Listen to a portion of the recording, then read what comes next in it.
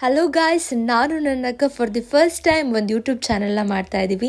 ದಯವಿಟ್ಟು ಎಲ್ಲರೂ ಸಬ್ಸ್ಕ್ರೈಬ್ ಮಾಡಿ ಆ್ಯಂಡ್ ಸಪೋರ್ಟ್ ಮಾಡಿ. ಇವತ್ತಿನ ನಮ್ಮ ಮೊದಲ ರೆಸಿಪಿ ಒಣಗ್ಮೀನು ಚಟ್ನಿ. ಮೊದಲಿಗೆ ಕಾಯಿ ತಗೋಬೇಕು, ಅದಾದ್ರ ಮೇಲೆ ಒಣಗ್ಮೀನನ್ನು ತಗೋಬೇಕು. ಒಣಗ್ಮೀನನ್ನು ಚೆನ್ನಾಗಿ ಹುರಿದಿಟ್ಕೊಂಡಾದ್ರ ಮೇಲೆ ಒಣಮೆಣಸಿನ್ಕಾಯಿಗೆ ಸ್ವಲ್ಪ ಎಣ್ಣೆ ಹಾಕಿ ಚೆನ್ನಾಗಿ ಅದನ್ನು ಹುರ್ಕೊಳ್ಬೇಕು.